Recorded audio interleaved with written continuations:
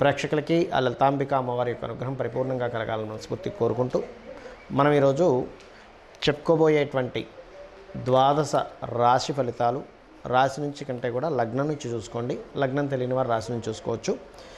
ఇప్పుడున్నటువంటి ఈ ఏప్రిల్ మాసంలో ఉన్నటువంటి గ్రహస్థితి కనుక చూసుకున్నట్లయితే గురువు మేషంలోని, రాహు మీనంలోని, కేతువు కన్యారాశిలోని, అదేవిధంగా కుంభరాశిలో శని యొక్క సంచారం జరుగుతూ ఈ శనితో పాటు కుజుడు కూడా కలిసి ఉన్నాడు. కాబట్టి ఈ కుజుడు 24వ తేదీ నుంచి మారుతున్నాడు. సో శని కుజుల కలయిక కుంభంలో ఉంది. అలాగే రవి 14వ తేదీ వరకు, మనకి 14వ తేదీ నుంచి రవి మారుతున్నాడు మేషంలోకి, మీనంలో ఉండేటువంటి. అదేవిధంగా 25వ తేదీకి శుక్రుడు మారుతున్నాడు మేషరాశిలోకి. ఈ యొక్క క్రమంలో బుధుడితో కలిసి ఉన్నటువంటి గురువు ఇద్దరు కూడా, ఈ బుధుడు వక్రించుకుంటే మీన రాశిలోకి వెళ్తున్నాడు. కాబట్టి ఈ యొక్క గ్రహస్థితిని అనుసరించి ద్వాదశ రాశుల వారికి, అదేవిధంగా ద్వాదశ లగ్నాల వారికి ఏ విధంగా ఉందనేటువంటిది మనం తెలుసుకుందాం. మిథున లగ్నము, మిథున రాశి. మిథునం వారి కనుక చూసుకున్నట్లయితే ఇక్కడ లగ్నాధిపతి అంటే మిథునానికి అధిపతి అయినటువంటి బుధుడు ఎవరైతే ఉన్నారో ఆ బుధగ్రహం లాభస్థానంలో ఉంటూ గురువుతో కలిసి ఉండి మరలా దశమస్థానం వైపు అతని యొక్క ఇది సంచారం జరుగుతుంది. కాబట్టి దీనివల్ల ఏమిటి, ఉద్యోగ సంబంధించిన విషయంలో కలిగినటువంటి ఇబ్బందులు క్లియర్ అవ్వడం కానీ, మరొక విషయం ఏంటంటే ఇక్కడ ఉద్యోగ సంబంధించినటువంటి ఇబ్బందులు క్లియర్ అవ్వడం కానీ, మరియు కుటుంబ స్థానం, కుటుంబాధిపతి ఎవరైతే ఉంటారో ఈ కుటుంబ స్థానాధిపతి చంద్రుడు మరియు కుటుంబం మీద ఉన్నటువంటి గ్రహాలను కనుక చూసుకున్నట్లయితే, కుటుంబము ధనస్థానం మీద ఉండేటువంటి గ్రహాలను కనుక చూసుకున్నట్లయితే ఫైనాన్షియల్గా ఇంప్రూవ్మెంట్స్ కూడా ఈ యొక్క మాసంలో మీకు ఉన్నాయి.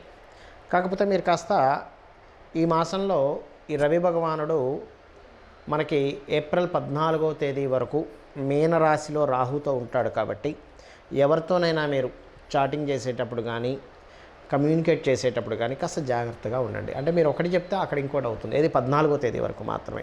అదేవిధంగా కోర్సెస్ తీసుకునే విషయంలో కానీ, భూమికి సంబంధించిన విషయాల్లో కానీ, ఏదైనా ఒక ప్రాపర్టీ తీసుకోవడము, వాహనం తీసుకునేటువంటి విషయాల్లో కానీ, పర్టికులర్గా కేతువు చతుర్థ స్థానంలో ఉన్నప్పుడు ప్రాపర్టీ కానీ ఏదైనా తీసుకున్నప్పుడు అక్కడ ఏదైనా దోషం ఉందా, అక్కడ ఏదైనా ప్రాబ్లం ఉందా అనేటువంటిది తెలుసుకోవాలి. ఇక్కడ మరొక విషయం ఏంటంటే ఈ మిథునానికి 6వ స్థానాధిపతి అయినటువంటి కుజుడు 9వ స్థానంలో శనితో పాటు కలిసి ఉన్నాడు. కాబట్టి ఫాదర్ వరుస వాళ్ళతో కానీ, అంటే తండ్రి లేదా తండ్రి వరుస వాళ్ళ బాబాయిలతో కానీ, లేకపోతే కాస్త లాంగ్ జర్నీ చేసేటప్పుడు, ఎవరికైనా పెద్ద మొత్తంలో మనీ ట్రాన్సాక్షన్స్ చేయించేటప్పుడు 25వ తేదీ వరకు చాలా జాగ్రత్తగా ఉండండి.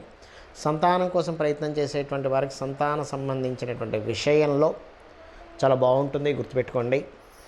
అలాగే మరొక విషయం ఏంటంటే ఇక్కడ ఈ మిథునం రాశి నుంచి ఉన్నటువంటి లాభస్థానంలో ఉండేటువంటి గురువుని కనుక చూసుకున్నట్లయితే, ఈ రవి ఎప్పుడైతే మనకి మారతాడో, గురువుని ఎప్పుడు చేరుకుంటాడు అంటే 14 ఏప్రిల్ నుంచి చేరుకుంటాడు. అక్కడి నుంచి మీరు ఏదైనా ప్రమోషన్స్ కోసం కనుక ప్రయత్నం చేసినట్లయితే ఖచ్చితంగా వచ్చి తీరుతుంది.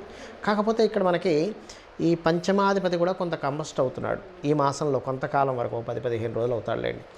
అయినప్పుడు ఏంటంటే కొంచెం తీసుకునే నిర్ణయాల విషయంలో కొంచెం జాగ్రత్త వహించండి. ముఖ్యంగా లాంగ్ జర్నీస్, తండ్రికి ఏదైనా కొంచెం బీపీ లెవెల్స్ ఉన్నట్లయితే ఆ యొక్క విషయాల్లో కూడా కొంత జాగ్రత్త తీసుకోవాలి.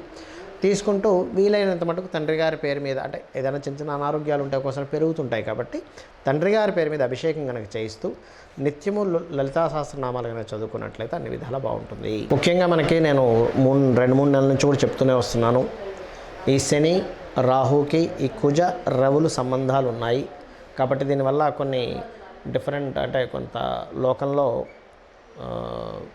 గొడవలు కావచ్చు, బాంబు పేలడాలు లాంటివి కావచ్చు, యుద్ధాలు కావచ్చు, రాజుల మధ్యని డిఫరెంట్ ఇవి కావచ్చు పెరుగుతుంటాయని. అయితే ఈ నెల ఏప్రిల్ మాసంలో మరియు మనకు జనవరి ఫిబ్రవరి నుంచే స్టార్ట్ అయింది ఆ కాంబినేషన్. బట్ ఇంకా ఇప్పుడు శని కుజులు కూడా కలిసి ఉంటున్నారు. కాబట్టి పర్టికులర్గా మీరు ఏదైనా ఈవెంట్స్కి వెళ్ళినప్పుడు కానీ, లేకపోతే ఏదైనా ఒక వినోద సంబంధించిన ప్రదేశాల్లో తిరిగేటప్పుడు కానీ చాలా జాగ్రత్తగా ఉండండి. ఎందుకంటే కుంభరాశిలో శని కుజులు కలిసి ఉన్నారు. అన్ని రాశుల వారికి ఇది కేవలం ఈ లగ్నం వారి, ఈ రాశి వారికి కాదు, యూనివర్సల్గా జరిగేటువంటి అంశం గురించి నేను మీకు చెప్తున్నాను.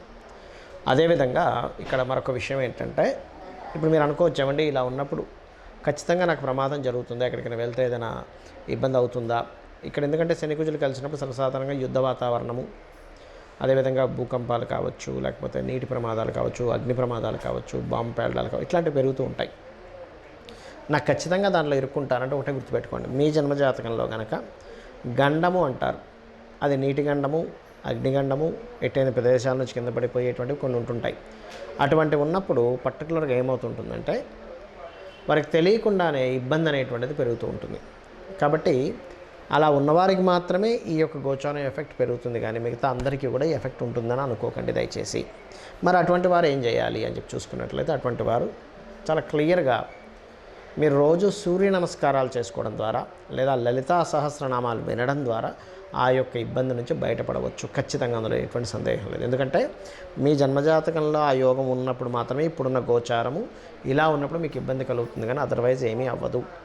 మీ జన్మజాతకం ఎందుకు చూసుకోవాలంటే, మనం చేసినటువంటి పూర్వజన్మ కర్మ ఆధారంగా ఈ యొక్క జన్మలో మీరు చేసేటువంటి, అంటే గుర్తుపెట్టుకోండి, మీ లగ్నాన్ని బట్టి మీ యొక్క లైఫ్ ఎలా ఉంటుంది, మీ ధనస్థానాన్ని బట్టి మీ యొక్క జీవిత భాగస్వామి ఎట్లా ఉంటారు, అంటే మీ సప్తమ స్థానాన్ని బట్టి జీవిత భాగస్వామి, మీ ధనస్థానాన్ని బట్టి మీ యొక్క ధనయోగాలు ఎలా ఉన్నాయి, ఎందులో మీకు ధనయోగం ఉంది, అదేవిధంగా మీ తృతీయ స్థానాన్ని బట్టి మీ ప్రయత్నాలు ఏ రకంగా మీరు ప్రయత్నం చేస్తే సక్సెస్ అవుతారు, మీ సిబ్లింగ్స్ ఎలా ఉంటుంది, మీకు ప్రాపర్టీస్ ఏ దిశలో ఏ సమయంలో ఎప్పుడు కొనుక్కుంటే మంచిది, అదేవిధంగా సంతాన అభివృద్ధి ఎందుకు అవ్వట్లేదు, వివాహం ఎందుకు అవ్వట్లేదు, వివాహం ఆలస్యం ఎందుకు అవుతుంది, అసలు ఇది సరైన సమయమా కాదా వివాహానికి, అదేవిధంగా లైఫ్లో టర్నింగ్ పాయింట్స్ కావచ్చు, జాబ్లో బాగుంటుందా లేనట్లయితే బిజినెస్లో బాగుంటుందా, ఇన్వెస్ట్మెంట్స్ చేయడం అనేటువంటిది మీ ఒకటే గుర్తుపెట్టుకోండి, ఇన్వెస్ట్మెంట్స్ ఎప్పుడు చేయాలి, ఏ సమయంలో చేయాలి, ఎలా చేయాలి అనేటువంటిది